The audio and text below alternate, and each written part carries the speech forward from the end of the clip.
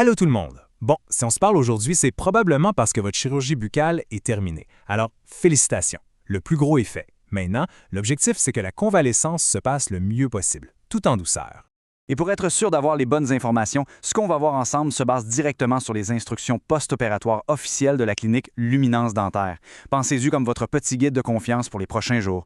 Alors, voici le plan de match. On va commencer avec le guide général, puis on va parler de comment contrôler le saignement et l'enflure. Ensuite, on va jaser de la gestion de la douleur, de quoi manger, comment garder une bonne hygiène et, super important, quand appeler le chirurgien. Bref, une feuille de route bien claire. On se lance. Première section. Les quelques jours qui suivent l'opération sont vraiment la clé. On va voir ensemble comment bien mettre la table pour que la guérison parte du bon pied. L'idée, au fond, c'est pas compliqué. Le corps, il sait comment guérir. Notre rôle, notre job, c'est juste de l'aider, de lui créer les meilleures conditions possibles. C'est un vrai travail d'équipe, finalement. All right, on enchaîne avec la section 2. Là, on parle des 24 premières heures. Il y a deux choses super importantes à garder à l'œil, le saignement et l'enflure. Voyons voir comment on gère ça comme des pros. OK, pour le saignement, la technique est vraiment simple. Fait on prend une petite compresse de gaz, on la mouille un peu et on la place directement sur le trou de l'extraction. Puis on mord dessus, juste assez pour sentir une bonne pression, mais de façon continue. Et si jamais on se couche, super important, on garde la tête plus haute avec un ou deux oreillers. Ici, on voit vraiment bien ce qu'il faut faire et surtout ce qu'il ne faut pas faire. D'un côté, on mord sur notre compresse, on se repose. De l'autre, on évite tout ce qui pourrait déranger le petit caillot de sang qui est en train de se former. Donc on ne crache pas, on n'utilise pas de paille et pas de gros exercices pendant au moins 3 jours. Ce caillot-là, c'est la clé de la guérison. Bon, pour l'enflure, la glace, c'est notre meilleur ami. Mais attention, il y a une façon précise de faire. On applique la glace sur la peau, par-dessus la joue, pas directement dans la bouche. Et on fait ça par intervalle. 10 minutes de glace, suivi de 10 minutes de pause. C'est vraiment ce petit manège-là qui fait toute la différence pendant les 24 premières heures.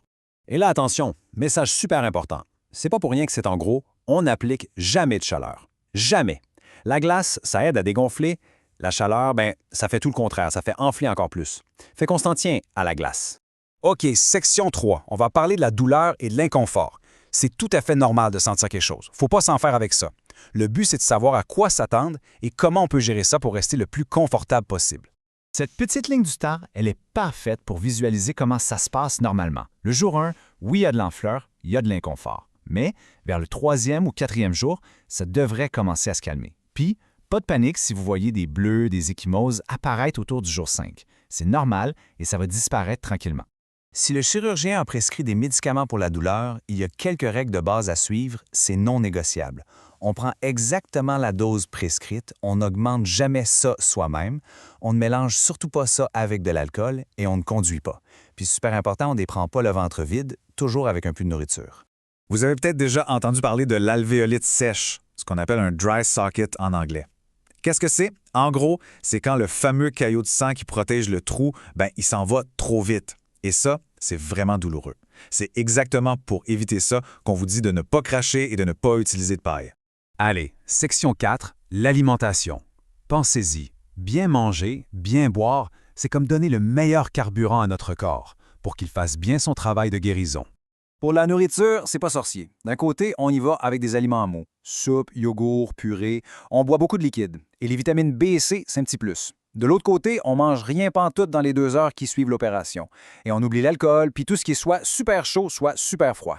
Bon, on arrive à la section 5, l'hygiène de la bouche. La question, c'est comment on garde ça propre sans venir briser le beau travail de guérison qui se fait. C'est un équilibre à trouver. Attention, on attend 24 heures. Après ces 24 heures, on peut commencer les petits rinçages à l'eau salée. La recette, c'est un jeu d'enfant. 1 cuillère à thé de sel dans un verre d'eau tiède. On se rince la bouche tout doucement après les repas. Pour le brossage des dents, on continue comme d'habitude partout ailleurs, mais on fait super attention de ne même pas toucher à la zone opérée. OK, on a parlé de plein de choses à éviter, mais s'il y avait une seule chose, la chose numéro 1 à ne pas faire pendant au moins 24 heures pour aider la guérison, ce serait quoi d'après vous? Vous l'avez deviné, fumer. C'est vraiment l'ennemi public numéro 1 pour la guérison dans la bouche. Non seulement ça ralentit tout le processus, mais ça augmente en flèche le risque d'avoir des complications vraiment pas le fun, comme la fameuse alvéolite sèche. C'est à éviter à tout prix. OK, on termine avec la dernière section, mais non la moindre. C'est super important de savoir quand c'est le temps de lever le téléphone et d'appeler le bureau du chirurgien. Fait que voici 3 situations où il ne faut pas hésiter. Premièrement, si la douleur s'en allait, mais que là, oups, elle revient en force 3 ou 4 jours plus tard, on appelle. Deuxièmement, si on pense qu'il y a une infection. Et troisièmement, si on est inquiet pour une alvéolite sèche. Dans le doute, on appelle. C'est aussi simple que ça. Donc, pour résumer tout ça, en suivant bien ces étapes qui viennent de professionnels, on met vraiment toutes les chances de notre côté pour que la guérison se passe vite, bien et surtout qu'on soit le plus confortable possible. Savoir quoi faire, ça change tout. Maintenant qu'on a le plan de match bien en tête, la question c'est, quel est le petit geste tout simple qu'on peut faire là, maintenant, pour partir du bon pied? Ça peut être de préparer un verre d'eau, de s'assurer que la glace est prête ou juste de bien s'installer avec la tête surélevée.